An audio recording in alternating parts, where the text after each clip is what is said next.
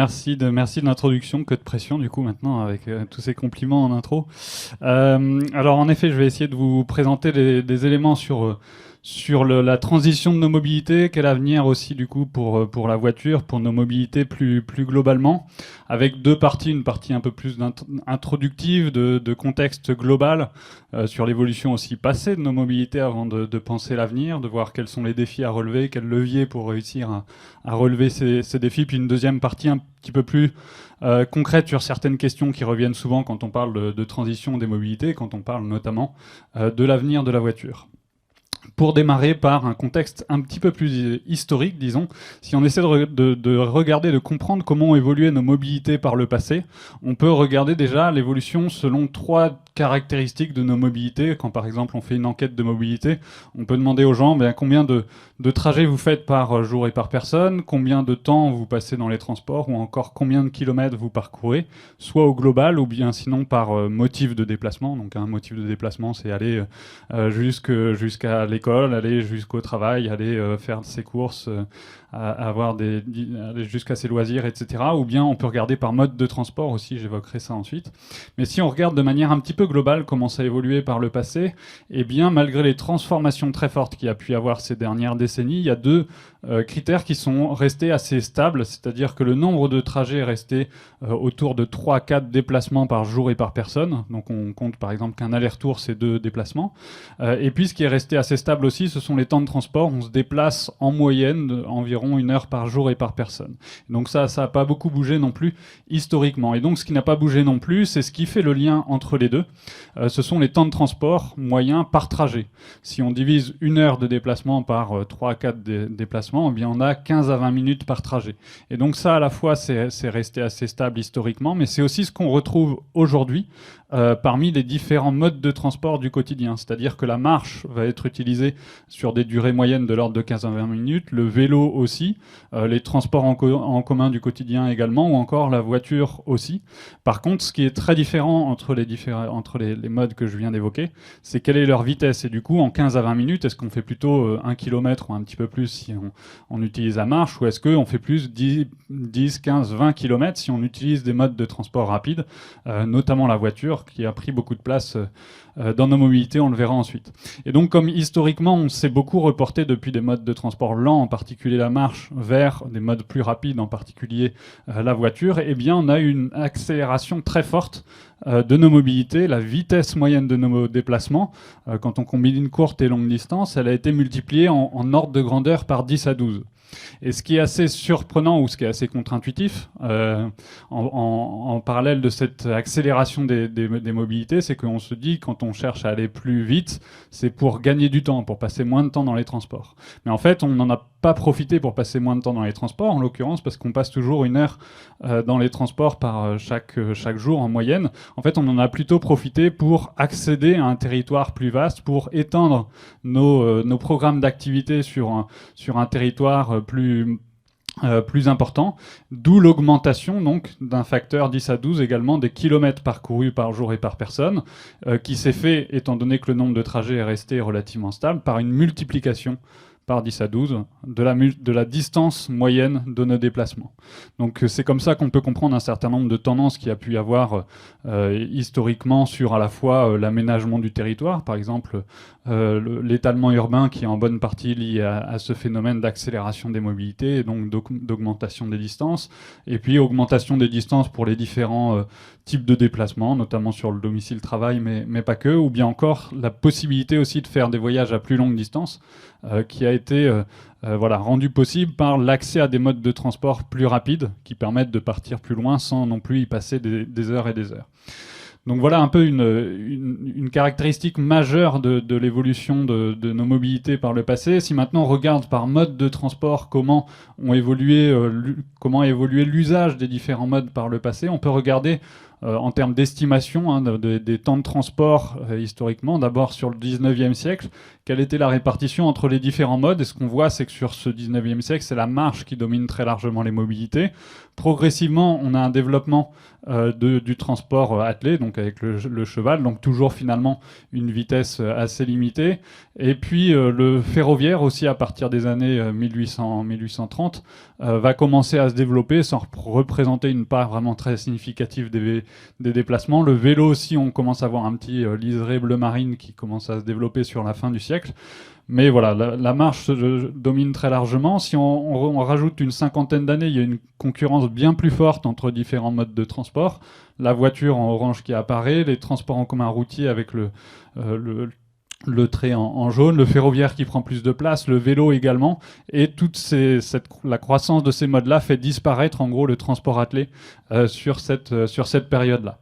Et puis finalement en 1950, il n'y a même pas 3 générations, il n'y a pas si longtemps que ça. Ce qu'on voit, c'est que c'est encore la marche qui domine très largement les mobilités. Plus de 80% des temps de déplacement sont faits à partir de la marche. Mais ça ne va pas durer encore très longtemps, puisque si là je rajoute une bonne quarantaine d'années, on voit à quel point il y a eu un report extrêmement fort depuis la marche qui a énormément baissé vers la voiture qui du coup devient le mode de transport dominant sur cette période-là.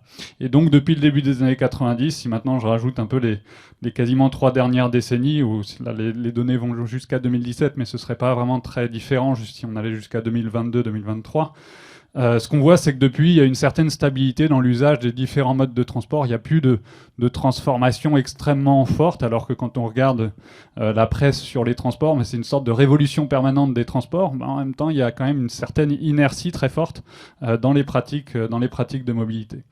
Ce que j'évoquais aussi tout à l'heure, c'est que quand on passe de trajets de 15 à 20 minutes à pied à 15 à 20 minutes de voiture, eh bien, les distances, pour le coup, augmentent beaucoup. Et c'est ce qu'on va voir un peu sur cette animation ici. On va voir progressivement les distances moyennes avec les différents modes de transport, comment elles ont évolué depuis 1820. Donc déjà sur le 19e siècle, même en distance, c'est la marche qui domine très largement devant le transport attelé et le ferroviaire.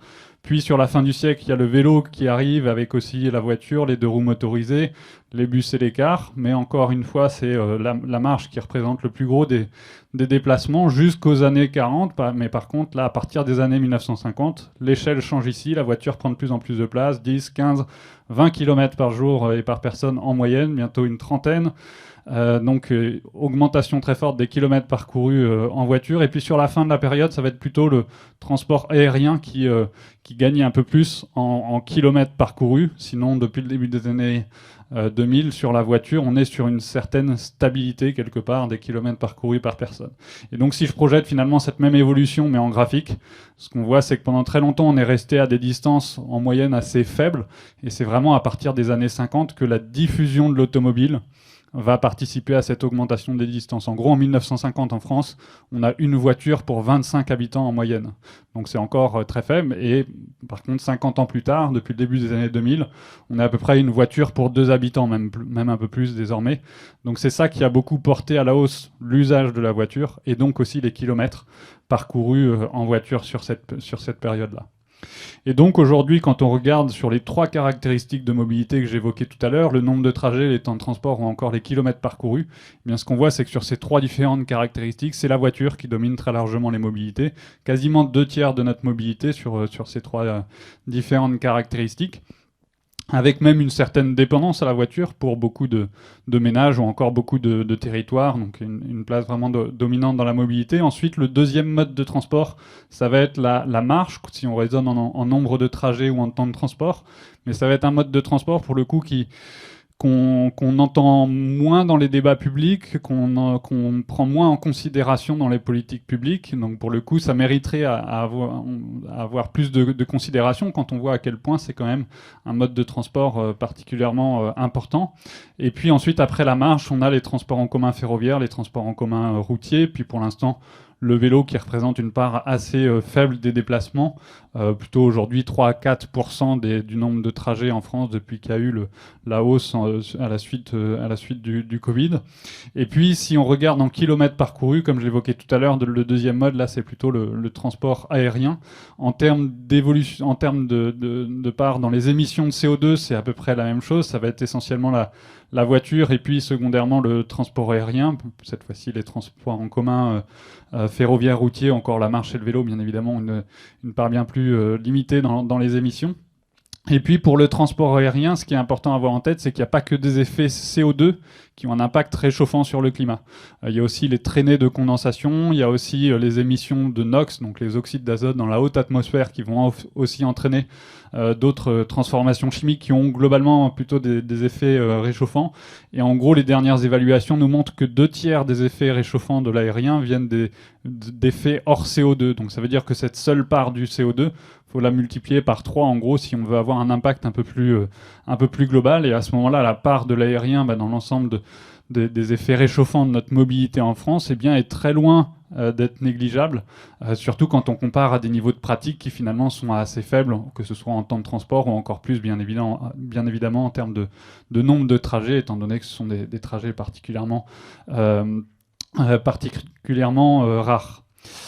Donc ça, c'est l'image aujourd'hui pour la mobilité des voyageurs. Si je fais juste un petit élargissement sur les émissions des transports de manière un petit peu plus générale, donc ça, c'est sur les émissions des transports intérieurs de voyageurs. De où est-ce que ça vient? Donc essentiellement de la voiture, les véhicules utilitaires légers aussi, c'est un peu les camionnettes qui, pour un certain nombre d'entre elles, ont plutôt des usages de transport de voyageurs, et puis pour une autre partie de transport de marchandises. Au global, en gros, l'ordre de grandeur en France, c'est que 30% des émissions viennent des transports, dont 20% pour les voyageurs et 10% pour les marchandises. Donc ça veut dire sur l'ensemble des transports, il y a à peu près 2/3 qui viennent des voyageurs, c'est plus de une majorité qui vient des voyageurs, et essentiellement du transport routier de manière générale. On le voit, les voitures, les véhicules utilitaires légers, les poids lourds, les bus et les cars ou encore les 2 roues motorisés, c'est du transport routier.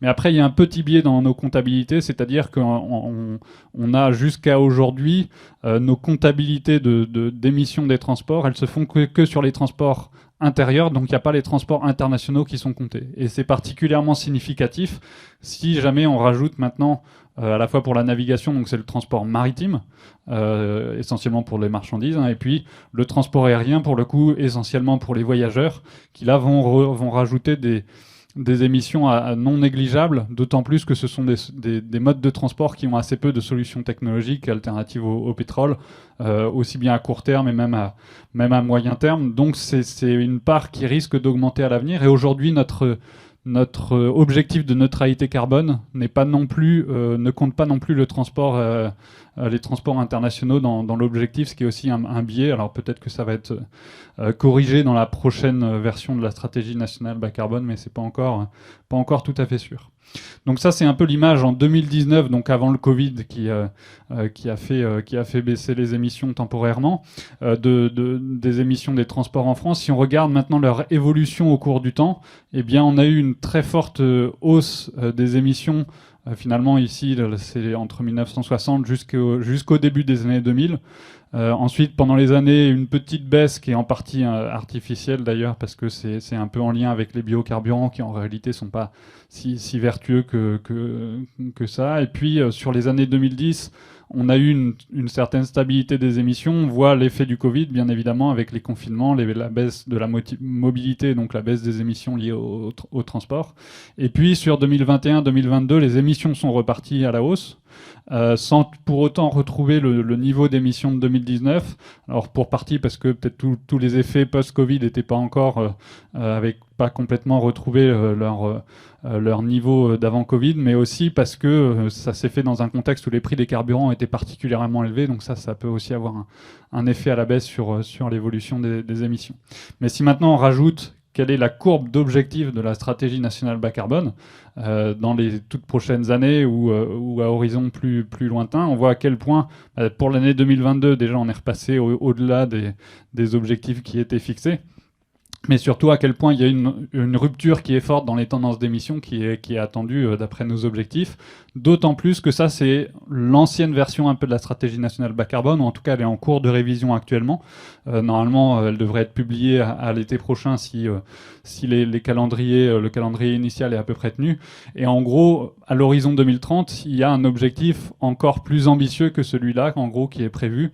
Plutôt que le point 2030, il est quasiment à 100 millions de tonnes. Il faudrait passer à 92 millions de tonnes, donc une pente de la courbe à court terme qui est encore plus forte que ce qui est indiqué sur ce graphique-là.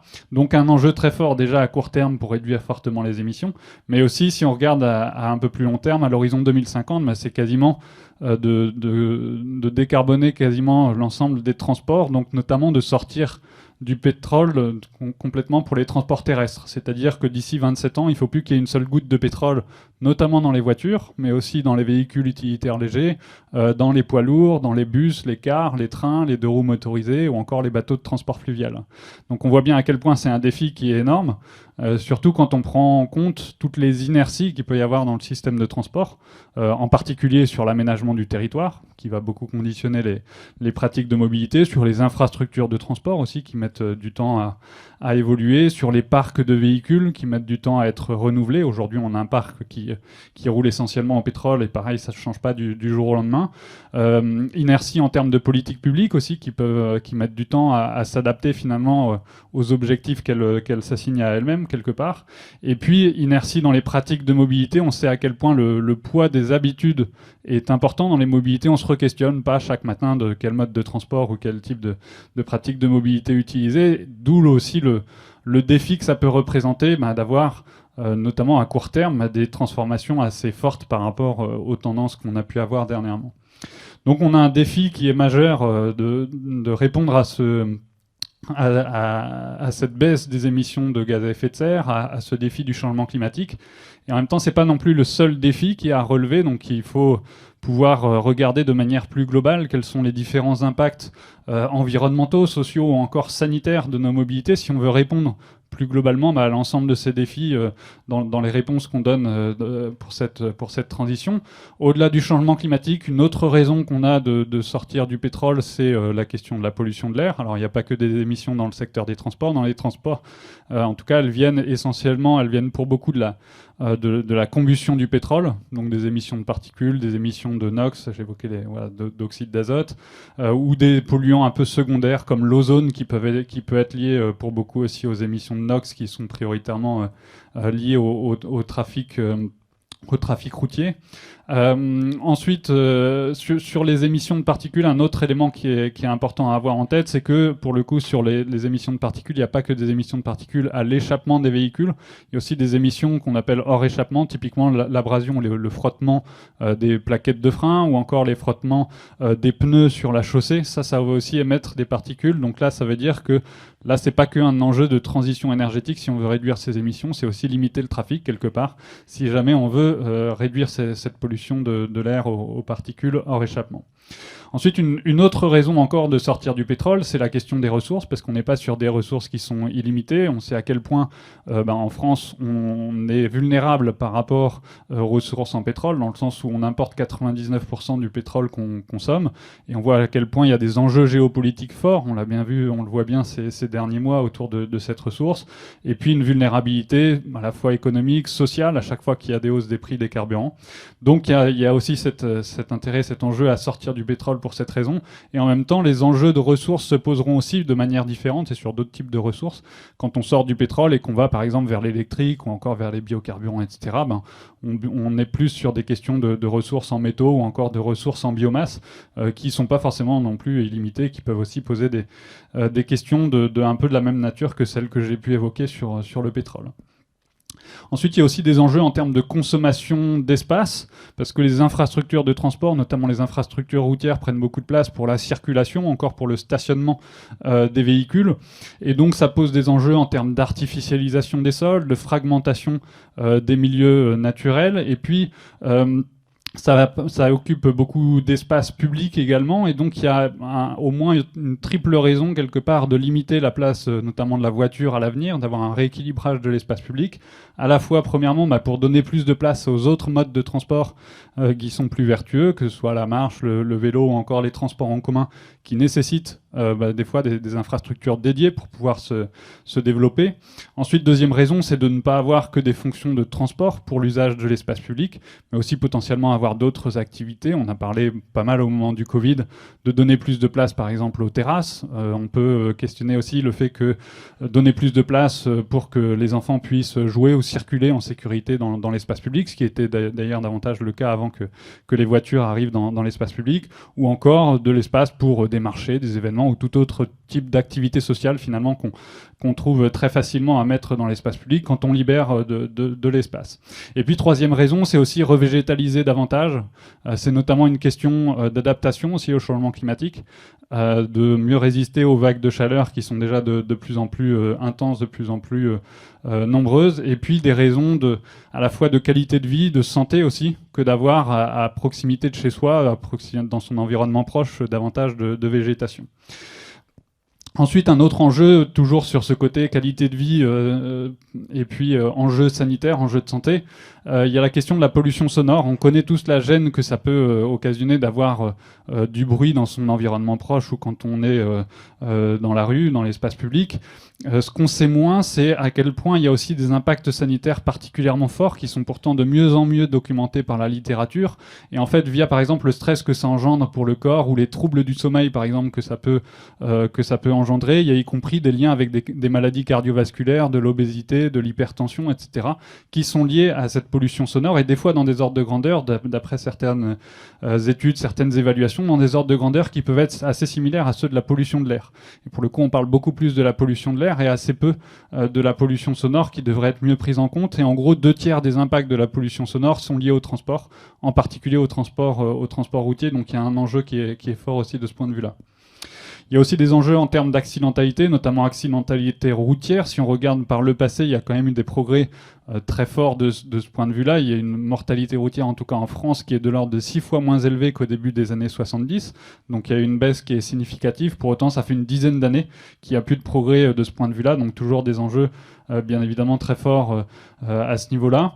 Des enjeux aussi sanitaires en termes de sédentarité, d'inactivité physique, parce que de manière générale, nos modes de vie sont de plus en plus sédentaires, de plus en plus inactifs, et notamment nos mobilités. On l'a bien vu tout à l'heure dans la transition qu'il y a eu depuis la marche vers la voiture. Eh bien, on est passé de mobilité active à des mobilités davantage inactives. Eh bien, idéalement, à l'avenir, il faudrait repasser davantage à des mobilités plus actives, donc la marche, le vélo, ou bien souvent aussi indirectement les transports en commun qui peuvent impliquer la marche avant ou après de monter dans un bus ou encore dans un train. Donc ça peut avoir aussi des impacts sanitaires très significatifs si on fait cette transition vers des mobilités plus actives. Et puis enfin, sans pour autant être non plus complètement exhaustif sur les défis qui sont à relever, mais il y a bien évidemment des questions d'inégalité dans l'accès à la mobilité, inégalité sociale en fonction du revenu, inégalité territoriale. Il y a des inégalités aussi dans la mobilité en fonction du genre, en fonction de l'âge, en fonction des capacités physiques ou encore des compétences de mobilité à se saisir de tel ou tel mode de transport. Donc ça, c'est aussi bien évidemment des choses qui sont à prendre en compte dans cette transition de manière générale. Donc ça fait pas mal de défis, pas mal d'impacts et donc de défis à relever dans cette transition. Heureusement, on a un certain nombre de leviers à solliciter pour répondre à ces défis. Donc dans un premier temps, je les présente sous l'angle du climat et sur la fin, je reviendrai sur la manière dont ils peuvent ou pas, pour certains d'entre eux, répondre aussi aux autres défis que je viens de citer précédemment.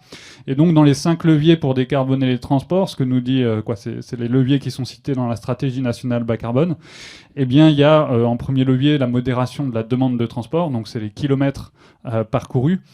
Ces leviers-là peuvent aussi s'appliquer au transport de marchandises. Je vais moins parler de transport de marchandises, mais si vous avez des questions, après, on pourra y revenir, bien évidemment. En gros, sur la modération de la demande pour les voyageurs, donc limiter les kilomètres parcourus, c'est à la fois sur les mobilités du quotidien, retrouver plus de proximité dans l'aménagement du territoire, dans l'évolution des modes de vie, limiter les distances parcourues au quotidien, et puis sur plus longue distance, c'est des voyages moins lointains ou moins souvent pour les plus lointains d'entre eux, qui sont plus souvent aussi des voyages en avion et parmi donc les plus émetteurs, tels que je l'évoquais tout à l'heure. Et puis ça rejoint un petit peu du coup déjà le deuxième levier, où finalement l'idée c'est à la fois de limiter la place de la voiture, limiter la place du transport aérien dans nos mobilités, et puis davantage donner de la place pour les modes actifs comme la marche et le vélo, ou encore les transports collectifs tels que les bus, les cars, ou encore les différents types de trains qu'on peut avoir. Ensuite, le troisième levier, c'est d'améliorer le remplissage des véhicules, ce qui vaut pour un peu l'ensemble des modes de transport collectifs, mais là où il y a le principal levier, le principal potentiel, c'est essentiellement sur les voitures, à la fois parce que c'est là qu'il y a le plus d'émissions aujourd'hui dans la mobilité, mais aussi parce que c'est là où il y a un remplissage des véhicules qui est particulièrement faible, en particulier pour la mobilité du quotidien et encore plus pour le trajet domicile-travail. Typiquement sur le domicile-travail, c'est 9 automobilistes sur 10 qui sont seuls dans leur voiture. Donc comme on a en général des voitures qui font 5 places, on a une sous-optimisation qui est extrêmement forte, et donc une manière de répondre à cette sous-optimisation, c'est de se dire les voitures, il vaudrait mieux qu'elles soient mieux remplies, donc via le covoiturage. Et sinon, une autre manière de répondre à la sous-optimisation, c'est de se dire s'il y a une seule personne ou même 2 personnes dans le véhicule, eh bien c'est peut-être pas un véhicule d'une tonne, une tonne 5 avec 5 places à l'intérieur qui est le plus pertinent pour ce type de trajet-là.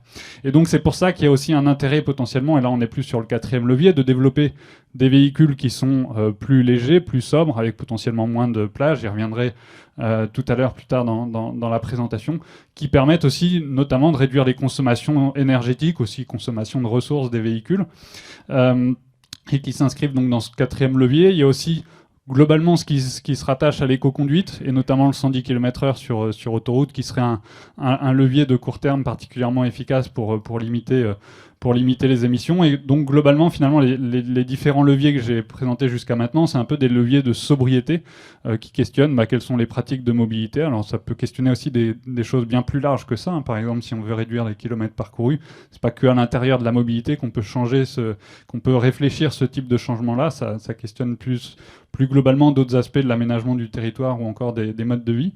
Et puis dans les consommations d'énergie des véhicules, ou plus globalement dans la transition, il y a aussi des leviers plus technologiques cette fois-ci. Typiquement, pour réduire les consommations d'énergie des véhicules, c'est se tourner vers des moteurs plus efficaces. Alors il y a eu pas mal de progrès de ce point de vue-là par le passé sur les moteurs thermiques, et là pour le coup on arrive un peu au bout des progrès qu'on peut réaliser là-dessus. Et à l'avenir, c'est plus via les gains d'efficacité énergétique, disons en passant à l'électrique. Les moteurs électriques sont plus efficaces, donc ça permettra de réduire les consommations d'énergie des véhicules en électrifiant davantage les véhicules que ce qu'on peut avoir aujourd'hui. Et ça rejoint aussi le cinquième et dernier levier, qui est aussi un levier plutôt technologique, qui est le levier de décarbonation de l'énergie ou de baisse de l'intensité carbone de l'énergie. En gros, c'est de passer du pétrole, qui aujourd'hui domine largement les transports, hein, plus de 90% des consommations d'énergie du secteur, c'est du pétrole. Passer du pétrole, qui est du coup une énergie fortement carbonée, fortement émettrice de CO2, à d'autres types d'énergie moins carbonées, telles que l'électrique, l'hydrogène, le biogaz, les biocarburants ou encore les carburants de synthèse, à condition, bien sûr, que ces énergies-là soient produites de manière aussi bas carbone et aussi durable que possible, si jamais on veut que c'est un intérêt dans la transition. Et pour l'instant, finalement, parmi ces différents vecteurs qu'il y a ici, il n'y en a pas beaucoup qui sont assez largement bas carbone. En France, c'est essentiellement l'électrique. Les autres sont principalement aujourd'hui produits à partir d'énergie fossile. Et si on regarde de manière un petit peu globale ces 5 leviers, comment ils ont pu évoluer par le passé, eh bien, ce dont on se rend compte, c'est que en fait, les leviers de sobriété ont principalement évolué dans le mauvais sens, c'est-à-dire que sur la demande de transport, je vous ai évoqué le fait que la demande de transport a explosé, a été multipliée par 10 à 12 si on prend un recul historique important, que le report modal, il s'est fait essentiellement vers la voiture jusqu'à maintenant, que le remplissage des véhicules aussi, il a plutôt baissé. On a plutôt décovoituré historiquement. À l'avenir, faudrait faire l'inverse. On est plutôt moins nombreux par voiture aujourd'hui que par le passé. Et puis sur le levier de consommation énergétique des véhicules, on a aussi été vers des véhicules de plus en plus lourds. Donc ça aussi, c'est un impact plutôt négatif aussi sur ce levier de consommation énergétique des véhicules. Et dans le même temps, les leviers technologiques ont plutôt été dans le bon sens, en fait, essentiellement via les gains sur les moteurs thermiques, mais pas du tout de manière suffisante, comme on l'a vu dans la courbe tout à l'heure, pour baisser significativement les émissions, encore moins en tout cas pour être suffisant pour atteindre nos objectifs climatiques de court terme ou de long terme. Donc ça veut dire qu'à l'avenir, il va très clairement falloir combiner beaucoup plus l'ensemble de ces 5 leviers. Si jamais on veut réussir à atteindre nos objectifs, il faudrait être beaucoup plus ambitieux, même très ambitieux sur l'ensemble de ces 5 leviers, si on veut avoir une chance de rattraper même un petit peu le retard qu'on a déjà pris par rapport à nos objectifs climatiques climatique dans le secteur.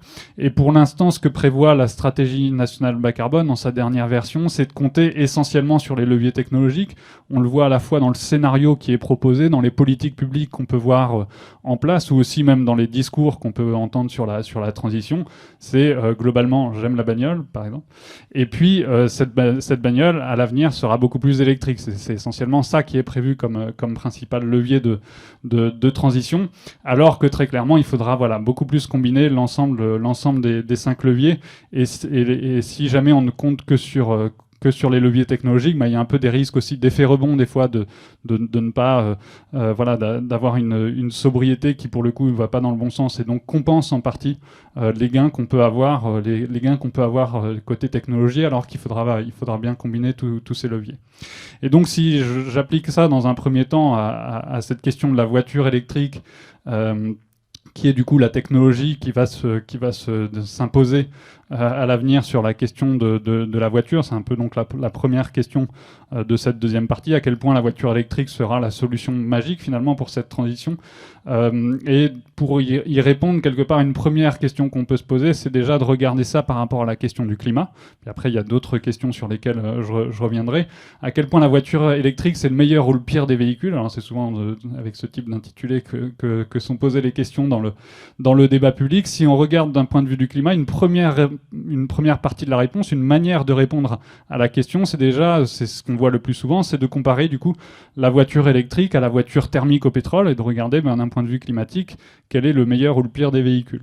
Donc ça, c'est les résultats d'une évaluation, d'une étude qu'on peut avoir en France, où on voit en gros une division par 2,5 des émissions sur l'ensemble du cycle de vie. Donc quand on compte la production des véhicules, alors pour l'électrique, c'est un peu, il y a des émissions plus importantes à la production du véhicule, mais après tellement plus faibles à l'usage que là, sur cette évaluation-là, on est sur une division par 2,5 des émissions. Si on regarde l'ensemble en gros, il y a une dizaine d'études en France qui ont regardé cette question-là. En gros, selon les études, c'est une division par 2 jusqu'à une division par 5 des émissions quand on passe de la voiture thermique à l'électrique. Donc très clairement, il y a un gain très significatif déjà dès aujourd'hui pour passer à l'électrique. Et d'ailleurs même, ça va même être indispensable si on veut atteindre nos objectifs climatiques.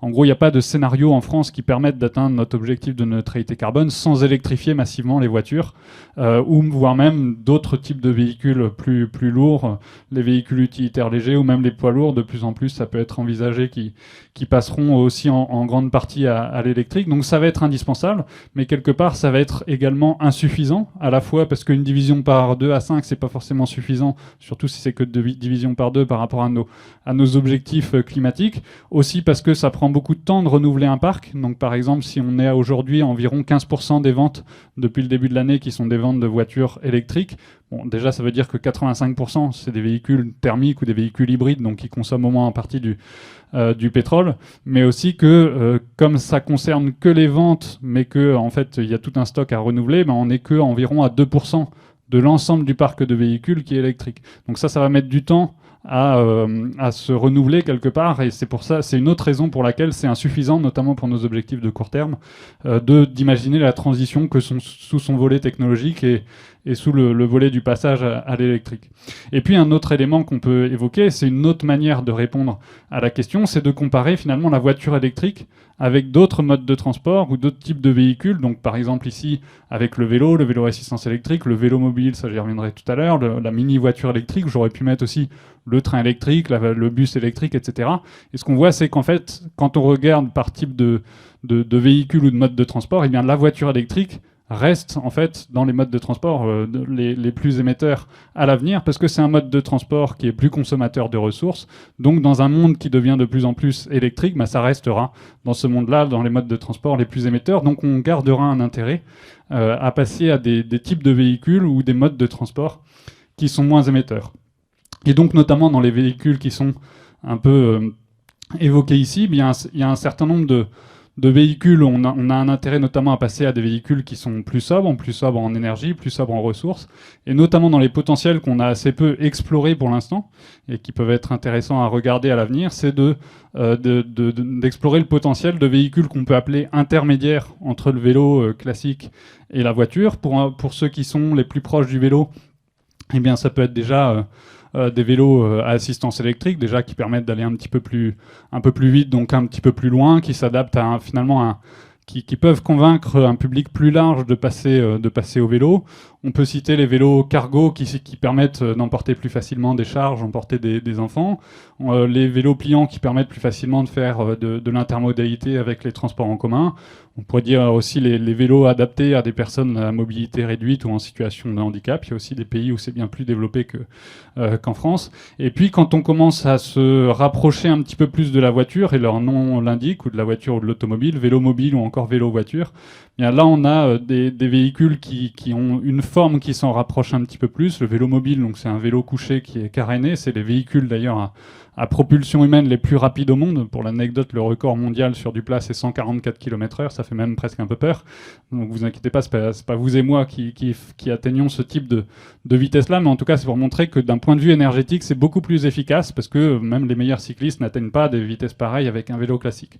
Donc après, les inconvénients qu'on peut voir au vélo mobile pour en tout cas se développer de manière plus massive dans la mobilité, c'est à la fois le fait qu'en termes de confort, il faut un peu s'insérer dans un véhicule qui est assez bas, et puis en termes de visibilité, le fait que ce soit assez bas, mais à la fois pour la personne qui conduit et pour les autres usagers de la voiture, il y a un peu un risque de manque de visibilité, du coup de sécurité. Et donc il y a un certain nombre de véhicules typiquement qui se développent actuellement qui sont plutôt de l'ordre du vélo-voiture, où là on a une position plus haute, où on perd en aérodynamisme un petit peu, mais on y gagne davantage en termes de confort ou encore de visibilité, de sécurité.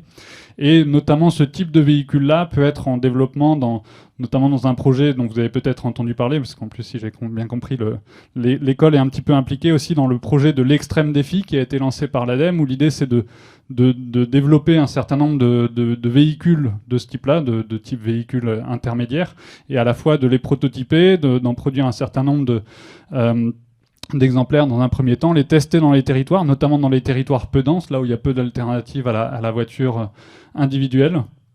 Et donc voilà, il y a en tout cas un dynamisme très fort de ce point de vue-là sur ce type de véhicules actuellement, bien qu'aujourd'hui ce ne soit pas vraiment des véhicules qu'on voit sur les routes qui soient particulièrement développés, mais en tout cas la filière est en train de se structurer progressivement. Et puis après, dans les autres types de véhicules intermédiaires qui sont davantage plus proches de la voiture, finalement un peu comme ceux qui sont les plus proches du vélo, ce sont déjà des véhicules qui sont davantage en train de se développer actuellement. Il y avait même il y a un petit peu plus d'un an maintenant au salon de l'automobile, un peu des tendances à avoir beaucoup plus de véhicules affichés qui étaient de l'ordre de la mini-voiture ou encore de la voiturette, qui par rapport à une voiture peuvent avoir l'avantage d'être bien moins émetteurs, bien moins consommateurs de ressources, et puis aussi par ce biais-là moins coûteux pour des personnes qui voudraient passer à l'électrique. Et donc juste deux illustrations sur ces points-là. Dans un premier temps, sur la question de la sobriété en ressources, parce que je l'évoquais tout à l'heure, passer à l'électrique, ça va être indispensable. Pour autant, il y a un certain nombre de défis, notamment les défis autour de la question des ressources pour les batteries, des métaux nécessaires aux batteries. Et donc pour ça, c'est intéressant d'avoir quelques ordres de grandeur sur finalement, avec 100 kWh de batterie, donc c'est une capacité de stockage de l'électricité, combien de véhicules on peut avoir selon le type de véhicule qu'on développe. Si jamais on électrifie plutôt un pick-up ou un gros SUV électrique, eh bien la capacité de batterie de ce type de véhicule, c'est de l'ordre de 100 kWh. Donc avec 100 kWh de batterie, on a un véhicule. Si maintenant on se dit que c'est déjà plus raisonnable d'électrifier plutôt des voitures de taille plus raisonnable, typiquement des citadines, eh bien là on a deux véhicules, parce qu'une batterie de citadine, c'est plutôt autour des 50 kWh. Si maintenant on se dit qu'au moins pour une partie des véhicules, on pourrait les passer à des quadricycles, des mini-voitures électriques telles que j'évoquais précédemment, et bien là on a un gain encore plus significatif avec cette même capacité de batterie. On a de l'ordre de 16 quadricycles ou mini-voitures électriques, donc on voit à quel point aussi le gain est significatif. Et puis si on va encore vers des véhicules électriques encore plus sobres avec des vélos assistance électrique, eh bien on en a 200 pour cette capacité de batterie.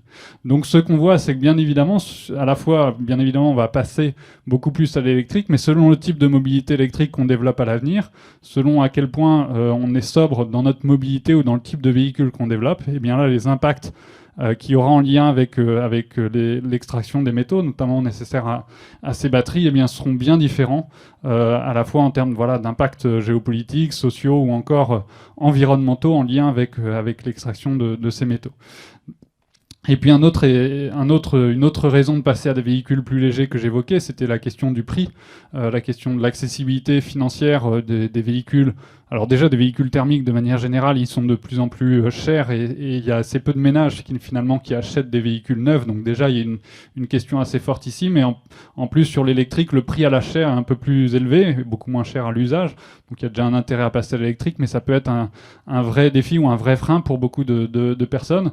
Et si on regarde aujourd'hui, donc chaque point, c'est un modèle de voiture électrique différent. Ce qu'on voit, c'est que pour les voitures électriques, en gros, bon là il y a tous les véhicules de luxe où le prix continue à grimper même si le poids n'augmente plus vraiment, mais sinon on voit qu'il y a une corrélation assez forte pour les véhicules de moins de 2 tonnes entre le poids des véhicules en bas et puis leur prix. Et donc une voiture électrique de l'ordre d'une tonne, c'est déjà 20 000 euros à l'achat, donc ça c'est hors aide. Si jamais il y a des aides de l'État ou des collectivités locales, ça peut être moins que ça, mais c'est déjà un montant significatif.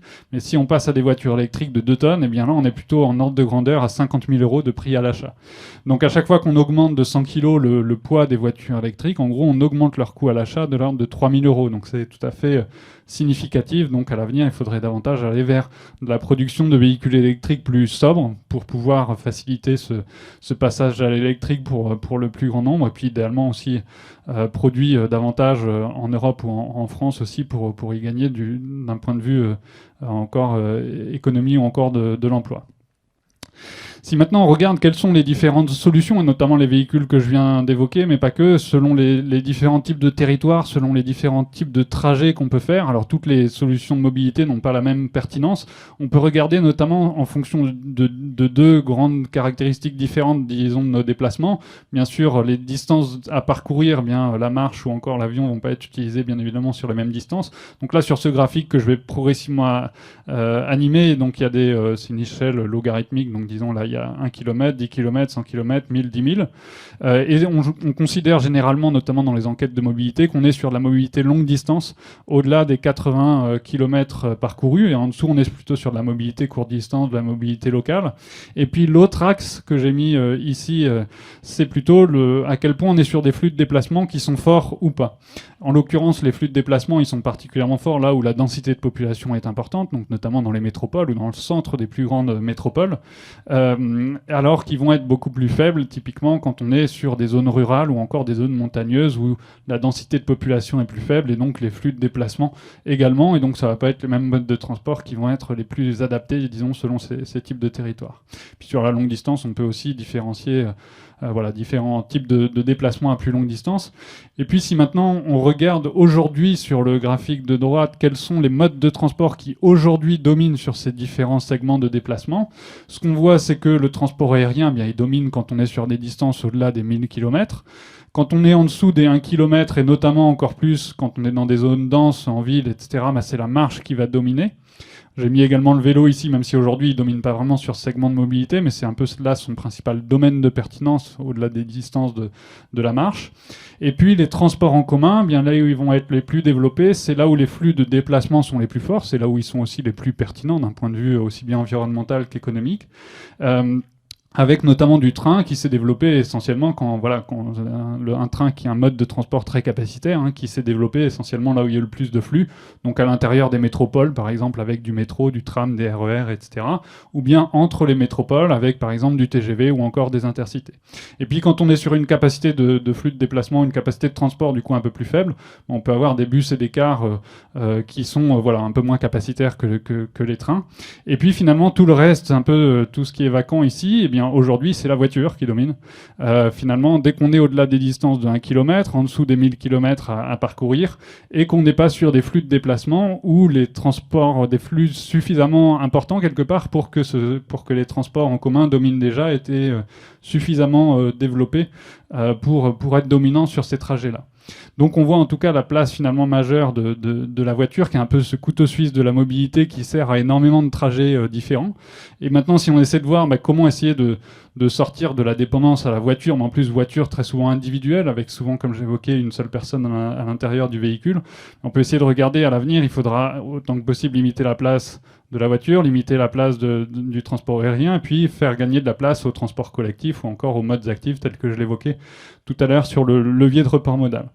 Sur le transport aérien, si on veut diminuer sa place sur les plus longs déplacements, quelque part, il n'y a pas d'alternative sobre qui permette de rendre le même service que ce que fait le transport aérien actuellement. Il n'y a pas d'autres modes qui soient peu consommateurs d'énergie ou de ressources, qui permettent, par exemple, de partir à l'autre bout du monde pour un séjour d'une semaine. Donc ça veut dire, quelque part, limiter la place du transport aérien, ça veut dire réinterroger aussi quelles sont les pratiques de voyage, quels sont les imaginaires appliqués au voyage, quelles destinations ou quel temps on prend pour les destinations aussi les plus lointaines quand il y a des voyages plus lointains. Donc ça, c'est plus globalement repenser la manière dont on voyage. Et bien sûr aussi les modes de transport qu'on utilise, mais voilà, sur les plus longues distances, c'est difficile de remplacer le transport aérien.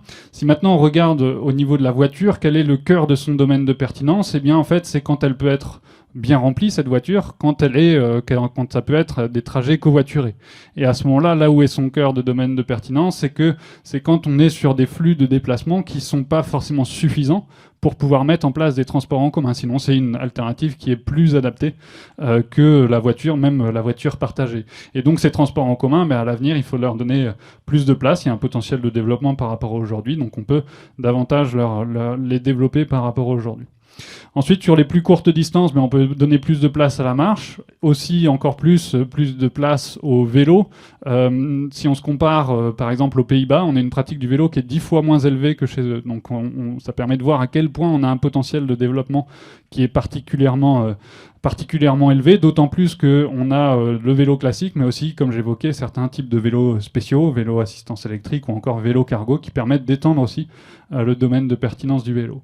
Et puis, c'est quand on arrive sur des distances qui sont un peu trop importantes pour le vélo, ou même pour le vélo assistance électrique, que là, ça peut être pertinent d'avoir des véhicules qui permettent d'aller plus vite, du coup d'aller aussi plus loin, mais sans forcément avoir une taille et des consommations de ressources aussi importantes que la voiture. Et donc c'est notamment sur ce type de segment-là qu'il y a le principal domaine de pertinence finalement des véhicules intermédiaires, notamment dans les zones peu denses, les zones rurales, etc. Là où justement la voiture individuelle est largement dominante et où pourtant la voiture est un mode de transport particulièrement lourd par rapport finalement au nombre de personnes que ça va déplacer en général. Et puis ensuite, sur la plus longue distance, et quand on n'a pas accès à des transports en commun à proximité de chez soi, parce qu'on est dans des zones peu denses, eh bien ça peut être aussi ponctuellement, c'est aussi ponctuellement sur des trajets du quotidien, mais de pouvoir avoir accès pour des personnes, par exemple, qui utiliseraient au quotidien la marche, le vélo, les transports en commun ou encore des véhicules intermédiaires qui sont peu adaptés pour les longues distances, souvent ils ont des autonomies qui sont assez limitées, eh bien de pouvoir avoir accès ponctuellement à une voiture via des offres de location, de l'autopartage, qui peut avoir aussi son domaine de pertinence du coup dans ce système de mobilité durable. Et puis sur longue distance, c'est aussi autant que possible pouvoir rejoindre des transports en commun, alors soit avec du vélo pliant ou stationnement en gare aussi, si jamais, ou avec d'autres modes, si jamais ça permet sur ces longues distances d'utiliser ces modes de transport collectif plus vertueux. Donc ce qu'on voit ici en tout cas, avec un peu cette image finale, c'est que si jamais on veut réduire cette place dominante de la voiture individuelle dans nos mobilités actuellement, eh bien en fait il n'y a pas de solution miracle, il n'y a pas de solution magique qui pourrait remplacer la voiture sur l'ensemble de ces usages actuels. Ça veut dire que pour un système de mobilité durable, il faut vraiment combiner finalement ces différentes alternatives à la voiture individuelle si on veut justement pouvoir globalement tendre vers des mobilités plus durables. Et donc pour enfin, dernier élément que je vais présenter, et vous inquiétez pas, je ne vais pas tout détailler, l'idée c'est de reprendre un petit peu de recul au-delà des enjeux climatiques que j'ai pas mal évoqué, même si j'ai parlé un petit peu d'autres sujets, c'est de regarder finalement les 5 leviers que j'ai pu vous évoquer tout à l'heure, à la fois la modération de la demande de transport, donc les kilomètres parcourus, le report modal, le remplissage des véhicules, la baisse des consommations d'énergie des véhicules et la décarbonation de l'énergie. Quand on les détaille un petit peu à l'intérieur, qu'est-ce qu'on peut avoir à l'intérieur de ces leviers-là, et qu'on regarde au-delà des enjeux climatiques, par rapport aux autres défis que j'ai pu vous évoquer, pollution de l'air, consommation de ressources, notamment en métaux, pollution sonore, consommation d'espace, accidentalité, inactivité physique, etc. Mais à quel point ces 5 leviers permettent de répondre aux autres enjeux que les enjeux de climat. Et globalement, la bonne nouvelle de ce tableau, c'est que le tableau est beaucoup plus vert que orange, c'est-à-dire qu'on a beaucoup plus de co-bénéfices à solliciter ces 5 leviers pour décarboner nos transports, pour répondre aux défis climatiques, que de nouveaux impacts qu'on pourrait avoir en sollicitant ces 5 leviers, de nouveaux impacts sur certains de ces enjeux-là. Et si on regarde un peu plus en particulier la différence que je faisais au début entre levier plutôt de sobriété et levier plus technologique, eh bien ce qu'on voit, c'est qu'il y a beaucoup plus de co-bénéfices quand on sollicite les leviers de sobriété qu'une transition qui serait purement technologique, qu'on a pourtant plutôt tendance à solliciter pour l'instant, comme je l'évoquais, notamment avec la stratégie nationale bas carbone. Et notamment, si je donne une illustration à ça, si on pense par exemple à la transition des voitures thermiques, l'option technologique de cette transition, c'est de passer à l'électrique, qui est la meilleure ou la moins mauvaise, disons, des solutions en termes de transition technologique pour ces voitures. Et ce qu'on voit sur l'électrique, c'est qu'à la fois, on y gagne d'un point de vue climatique, comme je l'évoquais tout à l'heure, on y gagne aussi d'un point de vue pollution de l'air, sans non plus supprimer toutes les sources de pollution, notamment il reste des pollutions aux particules hors échappement. On supprime une partie de la pollution sonore, la pollution liée au bruit du moteur, mais il y a d'autres sources de bruit aussi liées au roulement, liées au bruit aérodynamique qui ne sont pas non plus supprimées, mais ça va quand même dans le bon sens aussi. On supprime les consommations de pétrole, en tout cas au moins à l'usage des véhicules. Mais par contre, il y a une autre partie des enjeux qui ne sont pas résolus avec une voiture électrique. Si on pense par exemple à la consommation d'espace, c'est la même que ce soit une voiture électrique ou une voiture thermique, que ce soit l'accidentalité ou encore l'inactivité physique. Mais encore une fois, là, c'est identique entre les différents types de voitures selon les technologies qu'elles utilisent. Et puis là où il y a en particulier des nouveaux défis ou des défis supplémentaires avec l'électrique, c'est en particulier sur la question des métaux. Alors, c'est pas non plus une question nouvelle pour les voitures. Une voiture thermique, c'est plus d'1 tonne de métaux. Donc on n'est pas non plus sur un mode particulièrement sobre en la matière, mais en tout cas, le fait d'avoir des consommations de métaux assez critiques pour un certain nombre d'entre eux pour les batteries, ça pose des défis supplémentaires de ce point de vue-là.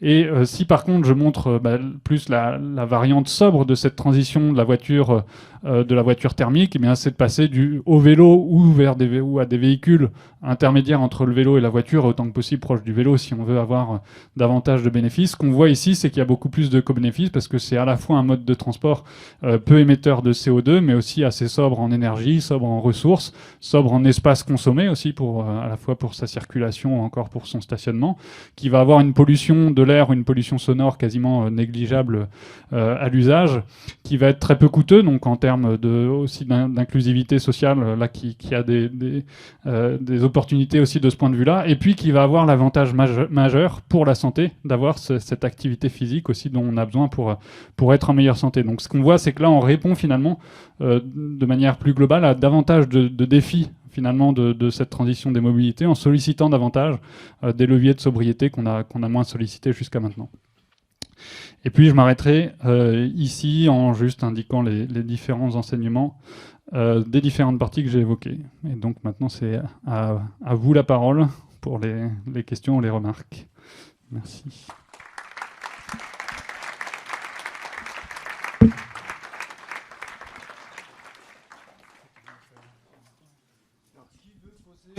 Qui veut poser la première question? C'est toujours la plus compliquée. Oui. Ah.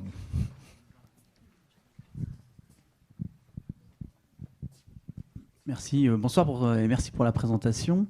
Sur la courbe thermique voiture électrique, sur la production d'énergie, c'est dans quel pays?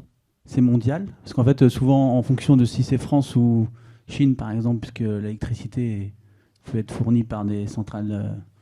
Sur ce schéma-là, ouais. C'est ça. Alors là, ici, c'est appliqué à la France.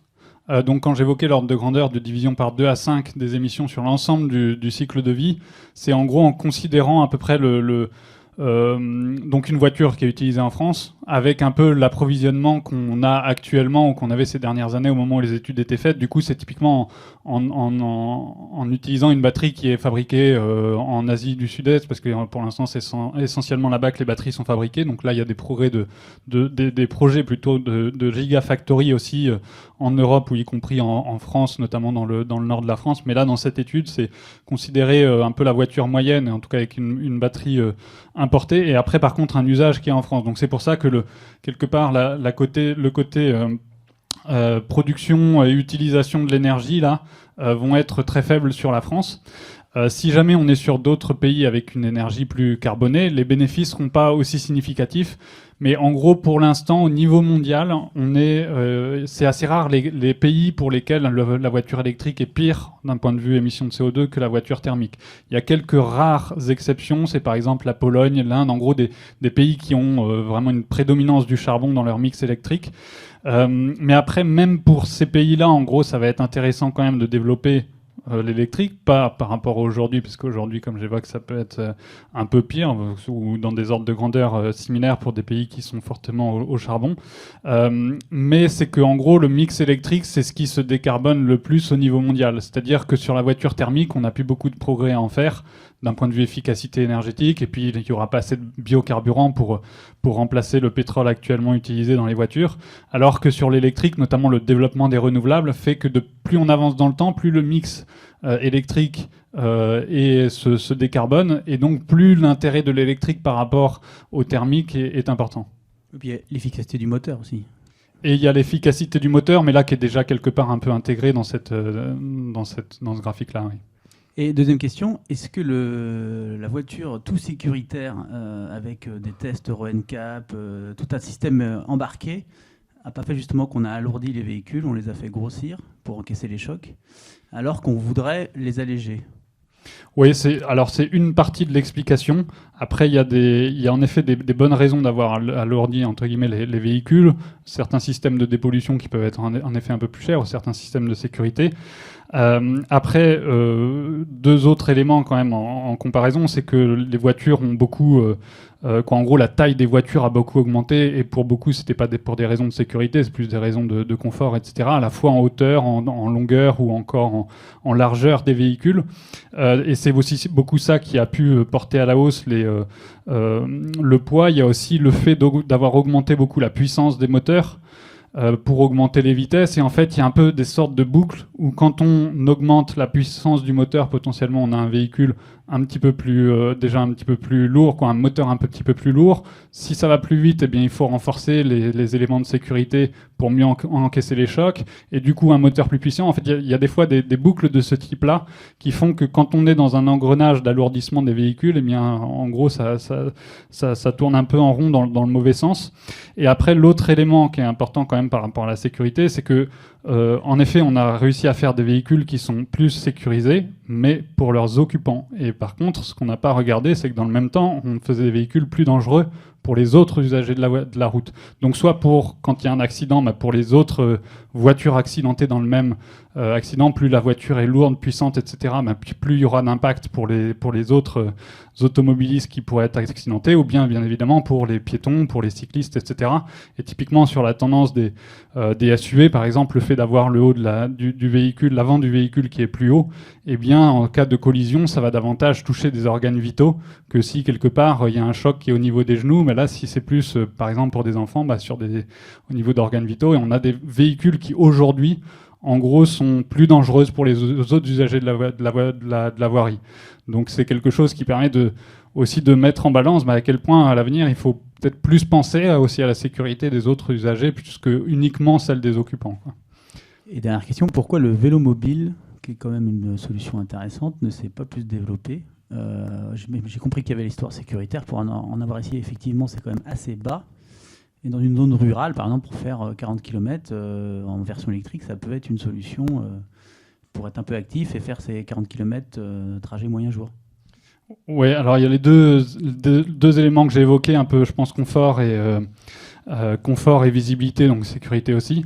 Après, je pense que pour un certain nombre de ces véhicules intermédiaires entre le vélo et la voiture, tout simplement, tout simplement, c'est que en gros, aujourd'hui, il y a tellement, en fait, la voiture a pris tellement de place qu'elle a mis de côté tout un tas d'autres solutions qu'on aurait pu développer, en gros, faut refaire un peu l'historique de la mobilité pour comprendre pourquoi ces véhicules-là se sont pas développés. Pour autant, ça ne veut pas dire qu'ils ne le peuvent pas à l'avenir. C'est qu'en gros, il faut changer un certain nombre d'éléments du système. Il faut déjà que ces véhicules-là soient produits, que les gens les connaissent, qu'ils les testent, etc. Mais c'est qu'aujourd'hui, en fait, les vélos mobiles, il suffit d'aller demander dans la rue qui sait ce que c'est un vélo mobile. Bon, quasiment personne. Et du coup, c'est déjà pour ça que les gens les utilisent pas. C'est dommage, il y a un beau constructeur à Luçon en plus de vélos mobiles, mais... Mais oui, et pourquoi en fait la micromobilité n'est pas intégrée? Par exemple, là on parle de speed bike, des speed bikes qui sont des vélos à 45 km/h, qui peuvent être une solution sur des distances un peu plus intermédiaires. Pareil, c'est des choses qui sont en fait à peine normées ou dans des flous, juridiques. Comment on fait pour concilier innovation et réglementation qui sont souvent en opposition? Disons que en fait, le fait d'innover va faire évoluer les réglementations. En tout cas, les deux doivent aller ensemble à certains endroits. Aujourd'hui, si certains véhicules intermédiaires se développent pas, c'est aussi parce que des fois les réglementations leur sont défavorables. Donc après, il faut voir est-ce que c'est défavorable pour de bonnes raisons ou pour de mauvaises raisons. La réglementation, comme elle a été construite à des moments où ces véhicules n'existaient pas ou n'étaient pas développés, c'est normal qu'il y ait besoin de changer certains éléments pour pouvoir permettre leur développement de manière la plus vertueuse possible. Et du coup, aujourd'hui, il y a certaines incohérences dans nos réglementations par rapport au développement de ces véhicules. Je ne vais pas trop rentrer dans les détails, mais en tout cas, c'est un des éléments qu'il va falloir changer à certains endroits si on veut que certains véhicules prennent plus de place et voilà, en prenant en compte, bien évidemment, notamment les questions de sécurité. Merci Aurélien pour ce bel exposé. J'avais une question sur le coût indexé des infrastructures. J'ai pas l'impression qu'on en a vraiment parlé, donc le coût du kilomètre d'autoroute, pour être précis, sur la voiture par rapport aux infrastructures beaucoup plus light pour du vélo ou du véhicule intermédiaire. Voilà. Comment est-ce qu'on prend ça en compte dans ces calculs, dans ces projections, pas que pour le urbain ou périurbain, mais aussi pour le plus longue distance, quoi. Oui, alors par exemple, sur ce type de graphique-là, il n'y a en effet pas les infrastructures de transport. Il y a certaines évaluations qui peuvent les rajouter. Ça ne rajoute pas disons un impact énorme par rapport à ces ordres de grandeur-là. Ça ne les remet pas vraiment en cause quelque part. Par exemple, si la voiture électrique ou la voiture tout court a besoin d'infrastructures plus lourdes et le vélo moins important, bah quelque part le ratio restera dans les mêmes ordres de grandeur, ou en tout cas le lien entre sobriété du véhicule va aussi avec la sobriété des infrastructures qui est nécessaire. Après, si on regarde au niveau global, dans l'ensemble du bilan carbone des transports actuellement, les infrastructures, ça pèse relativement peu, entre guillemets. C'est de l'ordre de 5% peut-être de l'ensemble de l'empreinte carbone des transports actuels. Mais c'est aussi en bonne partie parce que les infrastructures qu'on utilise aujourd'hui, elles ont déjà été construites par le passé. Aujourd'hui, on construit plus beaucoup de nouvelles infrastructures. Alors, il y en a encore, et malheureusement des fois qui vont pas dans le bon sens. Mais en tout cas, on utilise principalement des infrastructures dont le bilan de carbone de fabrication date du passé et sur lesquelles il y a du coup plutôt de l'entretien, de la modernisation à faire des infrastructures qui est quand même moins émettrice que la construction de routes ou de voies ferrées, etc. en propre. Après, là où c'est très important de prendre en compte ces coûts d'infrastructure, c'est quand on se pose la question de construire des nouvelles infrastructures. Et là, en effet, aussi bien pour du routier que même pour du ferroviaire, et je pense par exemple au métro, même pour les métros, des fois, ça peut être pour le coup une part très importante de l'ensemble du bilan carbone d'un projet de métro, parce que comme à l'usage, il y a très peu d'émissions, eh bien, limite, une grosse partie du bilan carbone d'une ligne de métro, ça va être plutôt la fabrication, le fait de creuser des tunnels, etc., où ça, c'est particulièrement intensif. Mais du coup, oui, sur les projets d'autoroute, par exemple, qu'il peut y avoir actuellement, puisque j'ai l'impression qu'il y a un peu de ça dans la question. En tout cas, le mauvais effet est double, quoi. À la fois, en effet, sur le bilan carbone de la production de l'infrastructure, mais c'est aussi pour beaucoup qu'après, ça va encourager des mobilités qui vont pas dans le bon sens sur plusieurs des leviers que j'ai cités. En gros, un projet d'autoroute, ça va dans le mauvais sens sur la demande de transport parce que ça encourage plus de kilomètres parcourus quand on accélère les mobilités. Ça va dans le mauvais sens sur le report modal parce que ça encourage plus la voiture et les poids lourds que d'autres modes de transport plus vertueux. Et puis ça va dans le mauvais sens sur cet aspect, en gros, consommation énergétique des véhicules, éco-conduite, dans le sens où il faudrait plutôt ralentir le 130 km/h plutôt que de construire des nouvelles routes à 130 km/h où les consommations par kilomètre parcouru sont plus élevées. Donc il y a un peu ces deux effets, en effet, qui jouent sur les constructions d'infrastructures.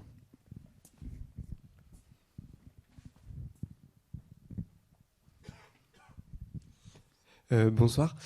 Je me demandais quelle était la place des nouvelles technologies comme l'hyperloop, le moteur quantique, la fusion nucléaire, toutes ces technologies qui pourraient peut-être donner des solutions pour répondre à la vitesse et à la distance que l'aviation ne pourrait pas répondre.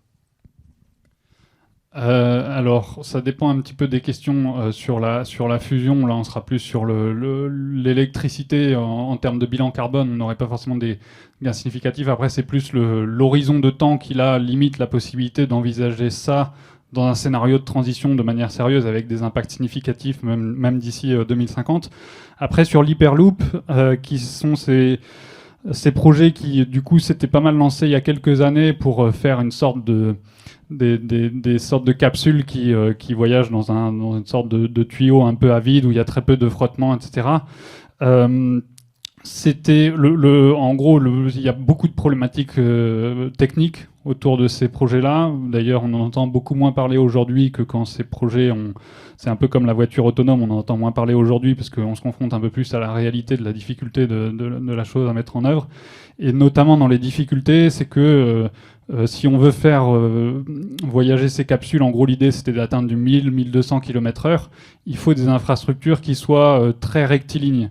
Donc typiquement en France où il y a quand même pas mal d'endroits où il y a un peu des reliefs, eh bien typiquement les courbes qu'on est obligé de dessiner pour faire passer une ligne d'hyperloop, eh bien c'est des courbes vraiment avec des rayons en gros des rayons de courbure comme on appelle ça, qui sont extrêmement élevés. Donc c'est déjà extrêmement difficile de le mettre en place par exemple en France ou en Europe entre différents pays. Et après il y aurait plein de choses à dire, mais potentiellement la difficulté c'est que la capacité de transport serait pas non plus si importante que ça. En gros, comme c'est des capsules de genre, alors souvent c'était quoi, 5-10 personnes à l'intérieur d'une capsule, et qui a besoin de distance de sécurité à chaque fois qu'on balance une capsule à 1000-1200 km/h, et que déjà un TGV, rien que pour donner l'illustration, un TGV qui est lancé à pleine vitesse à 320 km/h, il lui faut 3 km pour s'arrêter, en freinage d'urgence. Donc une capsule à 1000-1200 km/h dans un tube à vide, il y a des exigences de sécurité qui font qu'on ne peut pas lancer une capsule toutes les 12 secondes, quoi, disons. Et donc la capacité de transport en fait est assez limitée. Donc si on veut amortir un coût d'infrastructure très élevé, parce qu'en plus on doit peut-être creuser des tunnels, faire des ponts, etc., et bien en fait c'est sur un volume de trafic trop faible, donc ça va être extrêmement coûteux, donc ce sera bénéfique qu'à très peu de personnes. Et puis l'autre élément, c'est que finalement, quand on va plus vite, on va plus loin. Et potentiellement, ce ne sera pas que des anciens usagers du transport aérien, même si c'est ça qu'on aimerait idéalement, qui utiliseraient ce type de transport-là. Potentiellement, ce serait au moins en bonne partie des nouveaux usages. Donc encore une fois, ça permet de remettre en question le fait qu'il y aurait beaucoup de bénéfices, au-delà du fait que techniquement, c'est pas forcément aussi faisable que ce que ça pouvait être présenté au début, quoi. Donc moi, j'y vois pas ni un grand avenir, ni forcément un grand intérêt. Allez, on va prendre 2 questions parce que je pense que le temps tourne. Allez. Merci. Oui, bonsoir. Donc moi j'ai une question. Je voulais vous demander qu'est-ce que vous pensez de l'offre de transport universel. Je sais pas, comme il y a en Allemagne par exemple à 50 €. Voilà. Ouais, là, alors en Allemagne, c'est en particulier sur les trains régionaux. Disons que je pense que la question qu'il y a derrière, c'est quel est le meilleur usage qu'on peut faire des fonds publics pour réussir à faire cette transition.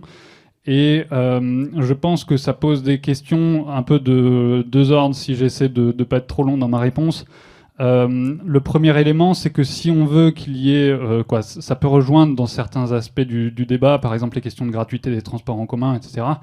Ce qui fait que les gens n'utilisent pas forcément les transports en commun, c'est pas forcément le prix pour une grande partie d'entre eux, ça va être plutôt à quel point il y a une offre qui est abondante ou pas, une bonne fréquence, une bonne qualité de service, etc.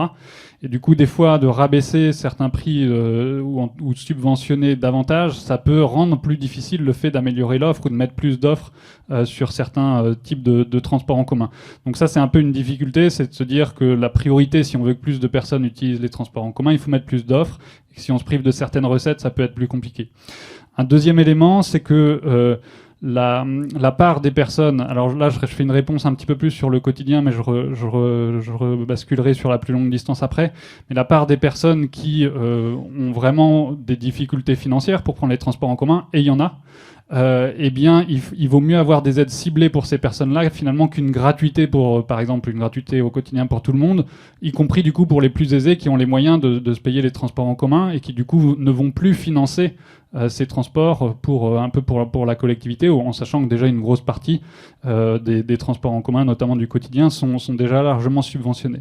Pour les trajets de longue distance, là où c'est un petit peu différent, c'est qu'aujourd'hui les subventions publiques sont moins fortes, par exemple sur les intercités ou sur les TGV. En gros, le billet de TGV n'est pas vraiment subventionné. Ça va être plutôt le coût d'infrastructure. L'infrastructure, elle, au moment de sa construction, a eu des subventions publiques. Mais sur la longue distance, la question, c'est que les usagers des transports de longue distance et ceux qui voyagent le plus à longue distance, ce sont les plus aisés. Donc ça veut dire que le risque d'une politique, en tout cas de baisse des coûts sur un peu tous les trains de manière uniforme, par exemple sur longue distance, c'est que ça profite aux plus aisés. Alors qu'un de leurs buts, ce serait de se dire, ça permettrait aux personnes moins fortunées de partir davantage, par exemple en vacances, voilà, de limiter les inégalités de ce point de vue-là. Mais je ne suis pas sûr que ça le ferait tant que ça, parce que, par exemple, partir en vacances, c'est non seulement le coût de transport, mais aussi beaucoup de coûts sur place pour avoir un hébergement, pour faire des activités, etc.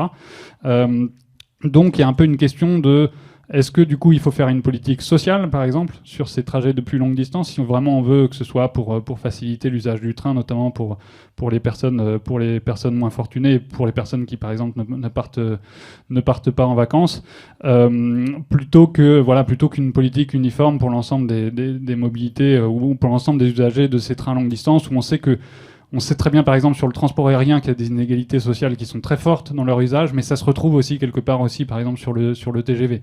Donc, à quel point ça veut dire que subventionner davantage le TGV, à qui est-ce que ça profitera, ou est-ce qu'il n'y a pas d'autres endroits sur lesquels il y a plus de fonds aussi à mettre dès aujourd'hui, parce qu'il y a plein d'alternatives à financer dans cette transition de manière générale. Donc, c'est un peu les mises en perspective.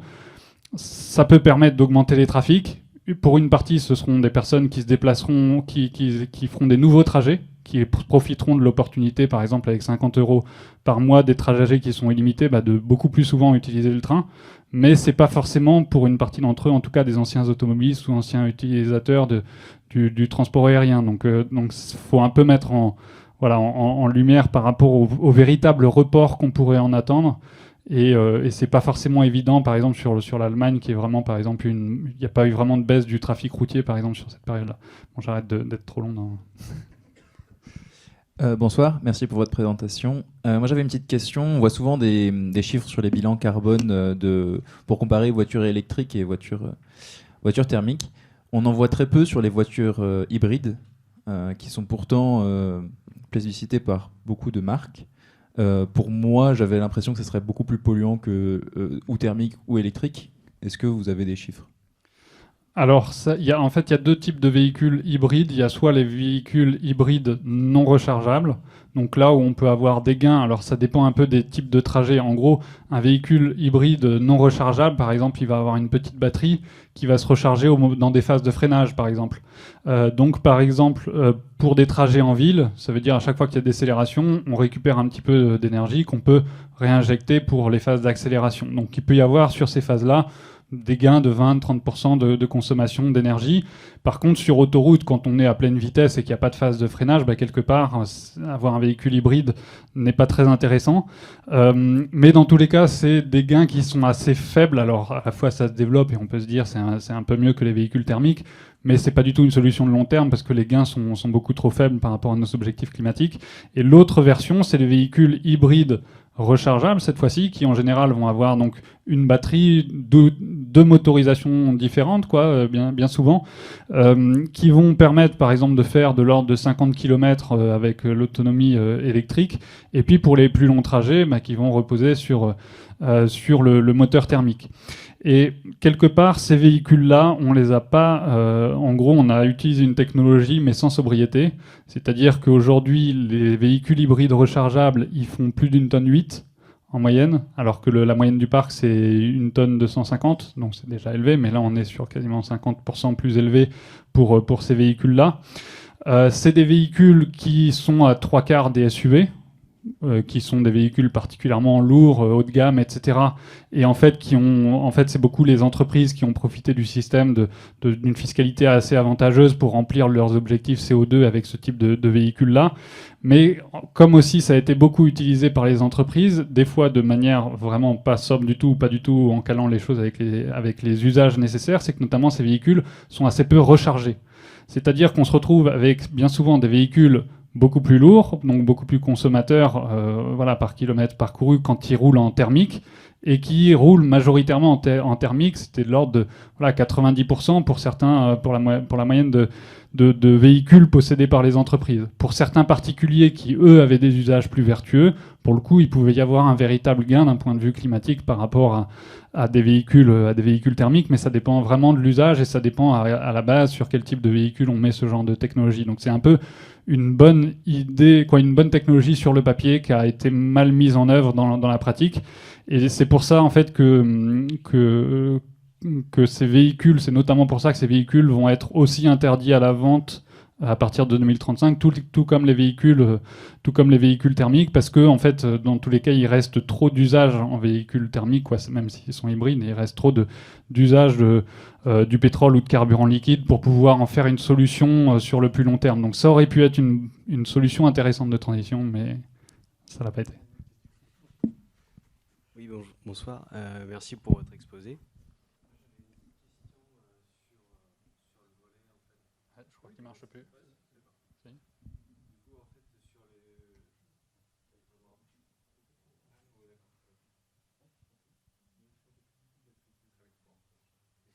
J'entends, sinon je répéterai. Du coup, c'est un petit peu sur les leviers de sobriété notamment. Il y a quelque chose, je ne sais pas si c'est un angle mort, c'est sur l'organisation du travail.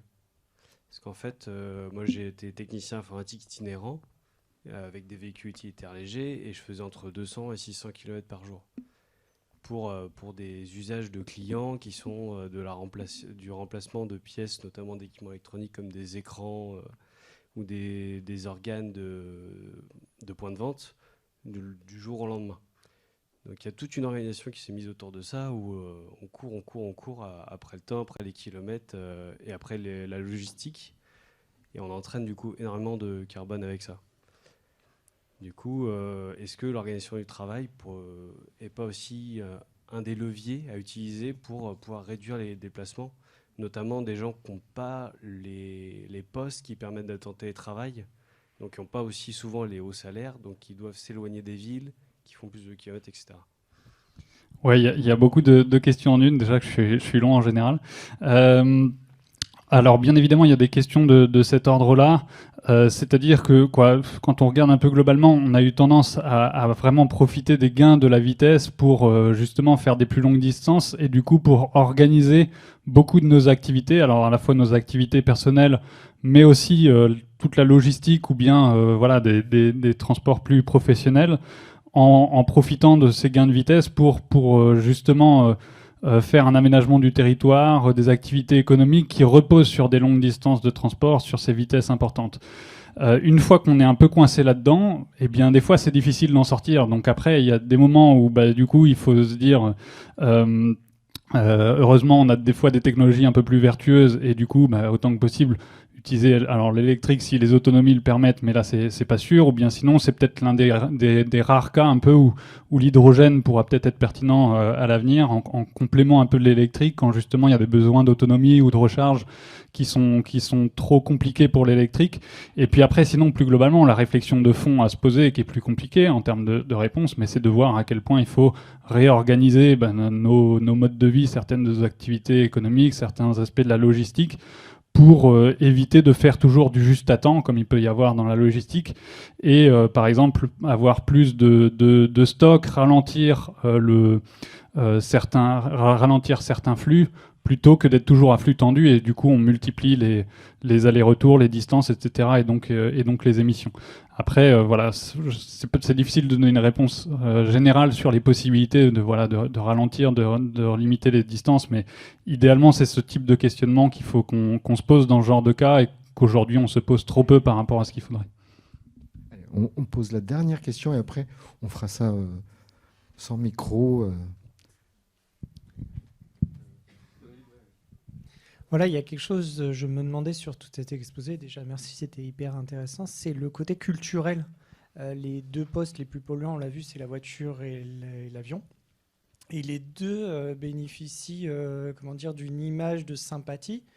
Quand on voit le côté de partage sur les réseaux autour de l'univers de passion, de l'automobile, que ce soit les voitures de sport, que ce soit le design, on en est pleinement, c'est notre sujet aussi. Et les voyages pour l'aviation. Moi, je me demandais en fait, alors déjà, quels sont les retours sur ça et quel est votre avis sur doit-on obliger les gens à aller vers des changements ou doit-on comment dire, apporter des modifications culturelles pour que ça vienne d'eux en fait? Les deux. Voilà, juste, est-ce qu'il y a eu des retours sur les politiques qui ont été envisagées dans ce sens-là, de l'obligation ou de l'incitation et du coup, votre avis? Ouais, alors on pourrait l'étudier sur différents modes de transport. Peut-être déjà sur le premier élément, un peu passion des différents modes. En tout cas, on l'observe pour les différents modes et on pourrait le dire aussi pour des modes plus vertueux. Il y a toute une communauté cycliste extrêmement active et tout un tas de passionnés aussi. Sur le train aussi, il y a tout un tas de passionnés de train.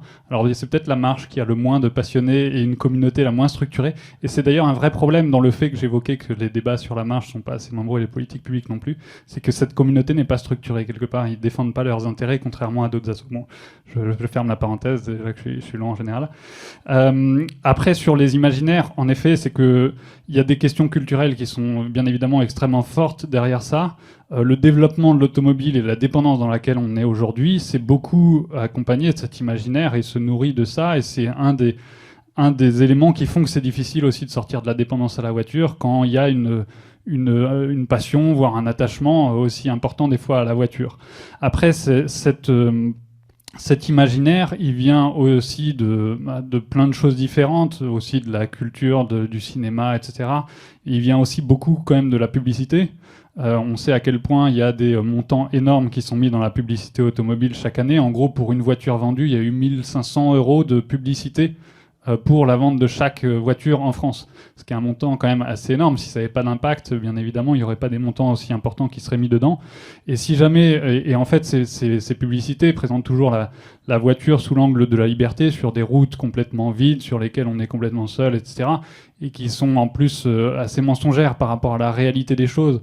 Et en fait, cette publicité continue à entretenir cette image très positive de la voiture. Et les rares fois où il y a des publicités un petit peu différentes, et d'ailleurs je ne sais pas à quel point vous avez pu voir la campagne de l'ADEME sur les dévendeurs, alors c'était pas du tout sur la mobilité, mais à quel point ça a fait réagir, et limite il y avait des appels presque au boycott de ce genre de communication-là, alors que pour une fois il y avait quelque part une publicité ou un message qui allait dans le sens de la transition, dans le sens de se questionner sur nos pratiques, alors de consommation ou ça pourrait être de mobilité, mais on voit à quel point ça fait réagir alors qu'on ne réagit plus et on trouve ça normal quelque part qu'à longueur de nos journées, on nous fasse une promotion de la voiture individuelle aussi forte que ça, sans que ça choque finalement qu'on vende à chaque fois des véhicules de 5 places avec une seule personne à l'intérieur, en laissant supposer qu'on va conduire ces véhicules avec un immense plaisir sur des routes vides, etc.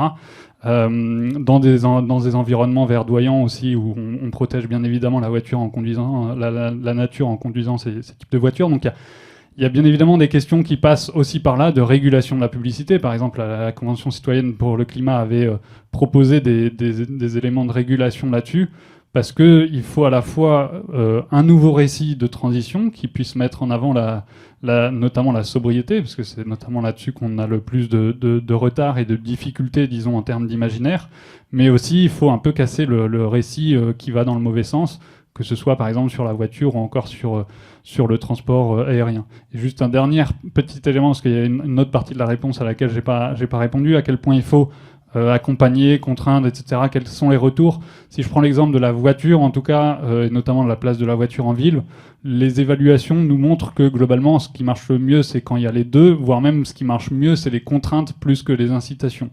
parce que en gros le risque c'est qu'aujourd'hui la voiture est presque devenue tellement efficace, elle a tellement d'avantages personnels par certains aspects, son confort, sa rapidité, ça permet de faire des trajets porte-à-porte sans rupture, etc., que juste mettre une offre alternative un peu plus efficace que ce qu'elle est aujourd'hui, eh bien ça n'incite pas forcément, c'est pas forcément suffisant pour faire changer des automobilistes qui globalement, pour beaucoup d'entre eux, sont assez bien dans leur véhicule. Alors ça ne veut pas dire qu'ils y voient que des avantages, qu'ils n'ont pas l'impression que c'est trop cher, que c'est polluant, etc.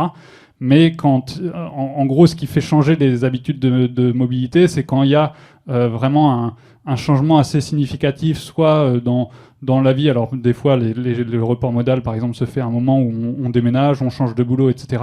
Ou bien un moment où, par exemple, il y a des travaux sur le trajet qu'on fait habituellement, on doit faire un énorme détour, on se dit, ah bah tiens, est-ce qu'il ne faudrait pas que je teste le vélo, les transports en commun cette fois-ci. Et après, des habitudes perdurent comme ça. Mais en tout cas, le fait d'avoir un déclic un peu à un moment donné, en tout cas pour se questionner sur ces pratiques, et bien des fois ça vient aussi de certaines contraintes sur l'usage de la voiture. Et globalement, il faut les deux, parce que s'il n'y a pas d'alternative, il n'y a que la contrainte, bah, ça va être très mal vécu. Et puis, s'il n'y a pas d'alternative à la hauteur, bah, ça limite les possibilités de passer à un autre mode.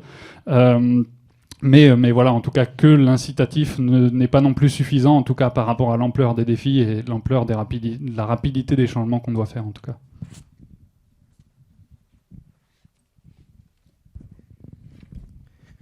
Eh bien, merci beaucoup pour toutes ces explications, toute cette présentation. Donc, je vous dis qu'on peut l'applaudir quand même. Et juste 2 mots sur le livre, si vous voulez. Ouais. Vous pourrez aussi aller le feuilleter, mais l'idée, en tout cas, c'est d'avoir quelque chose d'assez accessible. Donc, ne vous attendez pas à un document qui ressemble à une thèse. C'est quand même important de le dire, mais c'est plus quelque chose d'assez illustré pour parler globalement de transition de la mobilité, mais sous l'angle de la voiture. Donc, ça ne parle pas non plus que de voiture, mais l'idée, c'était de prendre un peu cet angle-là, étant donné qu'à la fois, comme on le voyait, c'est le mode de transport qui domine et celui qui amène aussi le plus de questions, à la fois sur la transition, sur comment moins utiliser la voiture aussi, ou l'utiliser différemment, et puis aussi tous les questionnements qu'il peut y avoir sur la voiture électrique notamment. Merci.